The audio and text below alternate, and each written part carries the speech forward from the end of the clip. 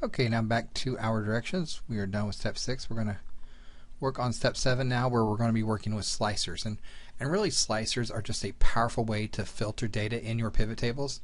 They really make it easy to just change values with a single click. So I think you'll really see the power in the slicers when we complete this step.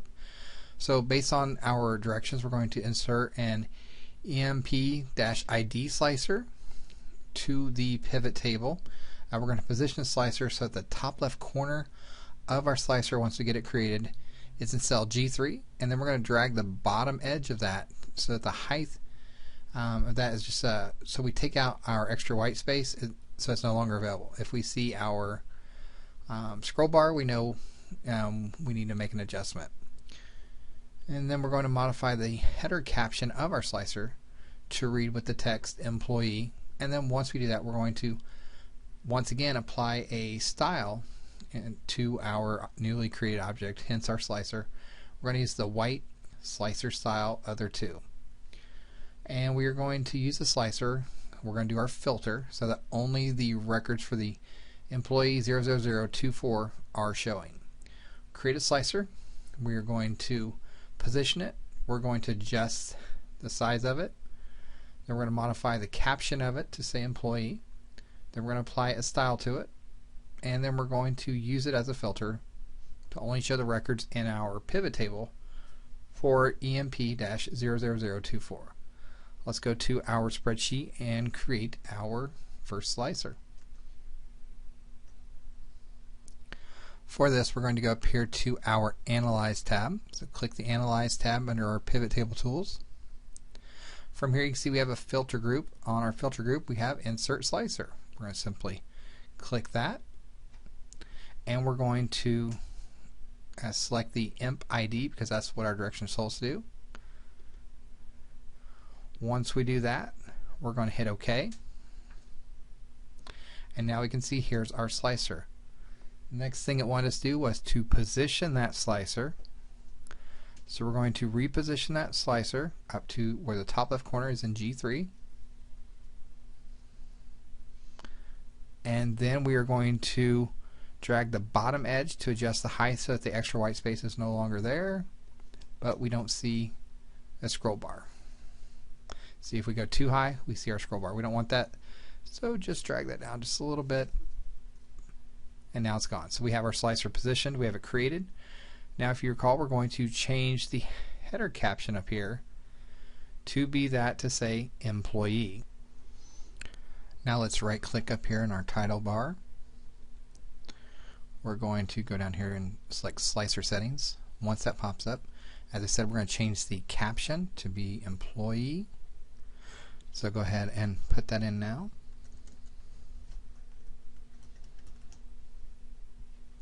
And hit OK. And you'll see that now the caption of our slicer box now says employee. Next thing we're going to do is we're going to change the slicer style. Here's our slicer styles group right up here, and we are going to, once again, we're going to select white slicer style other 2. So as always, if you hover over them, you will see the title for those, and here at the end of light we'll see white slicer style other 2, which is one we want to choose. Click that. We have the style applied that we were told to apply here in the step. Let's go back to our directions now. And we'll see that the last thing we need to do here in step 7 is to use that filter to only filter out the records for EMP-0024. So we're going to click on EMP-0024, see how our values get filtered. Now we can see how those changes have occurred. We've built in a filtering tool based off of employee by just simply adding a slicer. Alright, let's go back to those directions and we will complete our next step. Here's step 8. I'm going to scroll that down just a little bit. Here we see that we have new transactions recorded in the sales data table. The pivot table can be easily refreshed to incorporate those new records into our analysis. We're going to go back to our sales data table. We're going to put in a new record. Here's the data we're going to put in, and then we're going to go to our pivot table and we're going to refresh that table to include the new information we've put in for our analysis. So let's go ahead and do that now. Let's go back to our Excel spreadsheet, go to the sales data And now just put in your new record based off the information from the instruction sheet.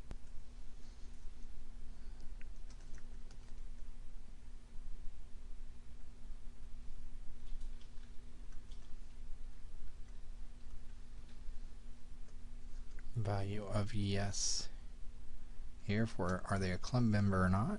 You see how that autofills based off of all the other records. There's no coupon, no cash discount.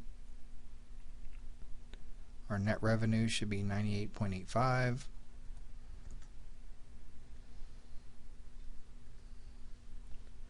Total discounts of $0.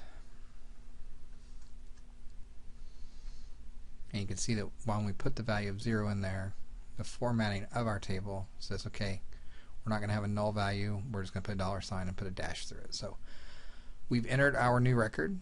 Now we're going to refresh our pivot table so that this new transaction that we put here into the table is going to be included in our analysis. And once we do that, we're going to clear the pivot table. So we're going to go back into the pivot table, and we're going to go to the Pivot Table Tools Analyze tab and click the refresh button. Now one thing I want you to notice before we do our refresh is that in this new record we put that this is now a 2023 entry. So all of our previous data has been for 2022. So when we update our pivot analysis table, we should see that we now have a new year listed here. So we're going to just click anywhere in our pivot table. Now we're going to go to our Analyze tab. You'll see here in our data group we have a refresh button, so I'm just going to click the refresh here. And you can see our new year, quarter, and month data have been added to our pivot table. So let's scroll back over to our worksheet.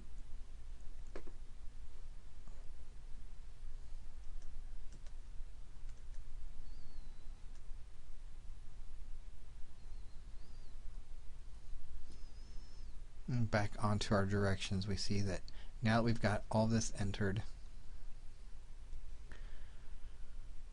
it wants us to clear all of our pivot table filters. So we're going to go to our actions group and we'll have a clear object and we can do our clear filters.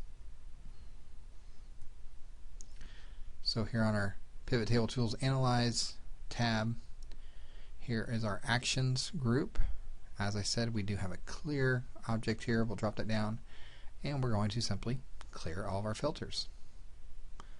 Now you can see now we're no longer just using EMP 00024.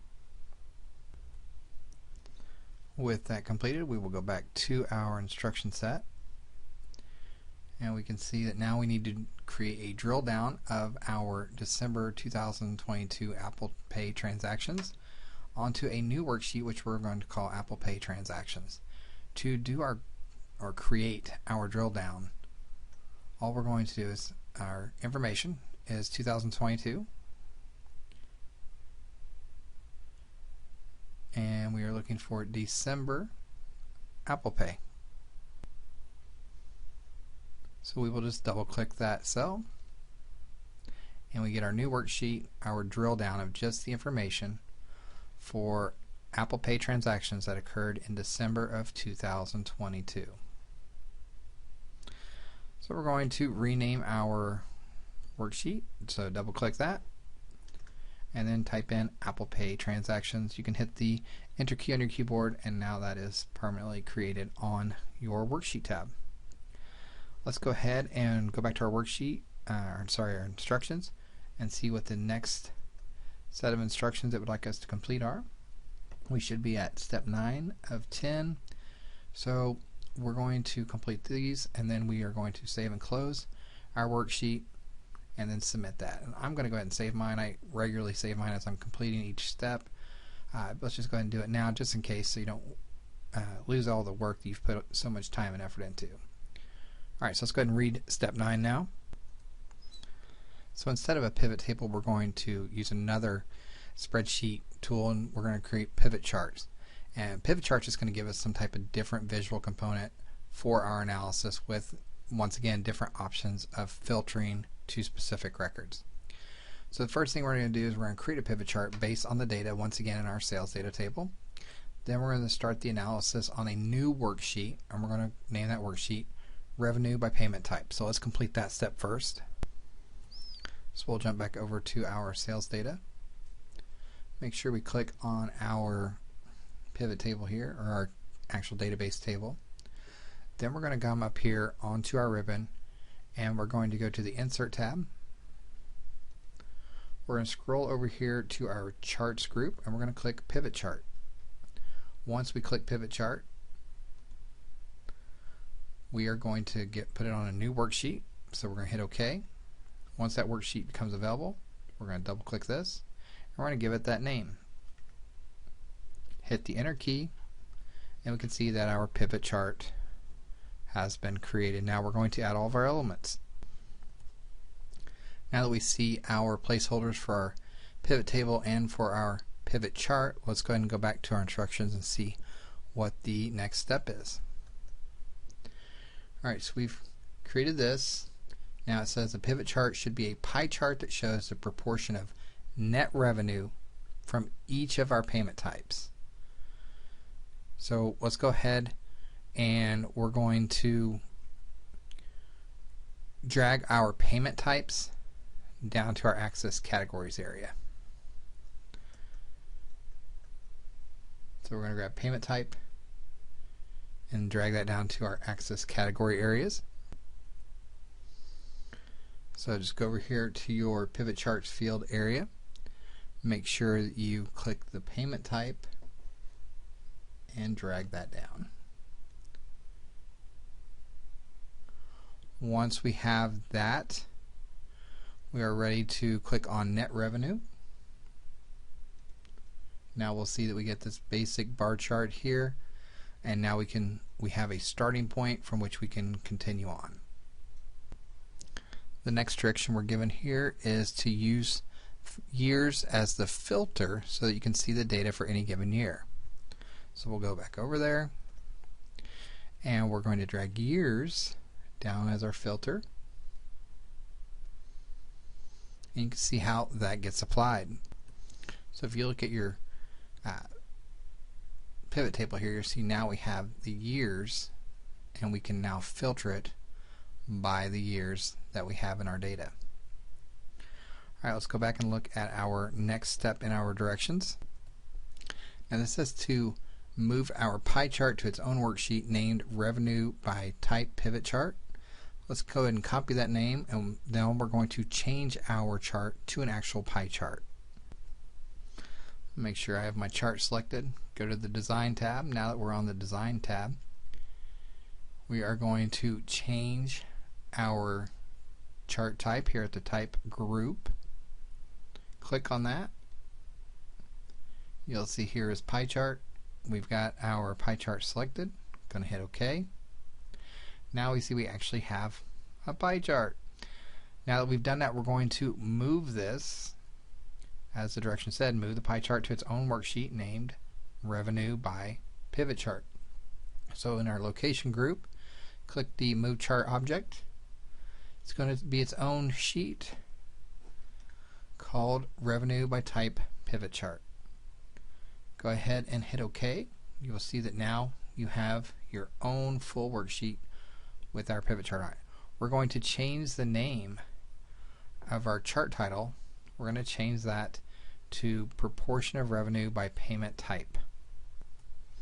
As you can see here in our next to last step here, once we change the chart title there, we're then going to use our filters for years to show only those transactions that occurred in 2022. So we will not include that latest transaction that was in January of 2023. So go back to your chart and let's change the chart title. So we'll click on the total chart title here. Make sure I select that and change that to Proportion of Revenue by Payment Type. Click outside of that.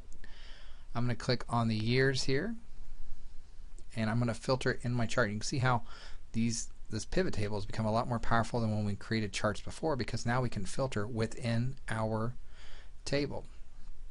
So make sure we select all of 2022, hit OK, and we can see how that moved a little bit on our pie chart because we only had one transaction that we had included after 2022. Now if we come back to our direction sheet, it looks like we did everything that it asked us to do. Looks like we're ready to save and submit the file.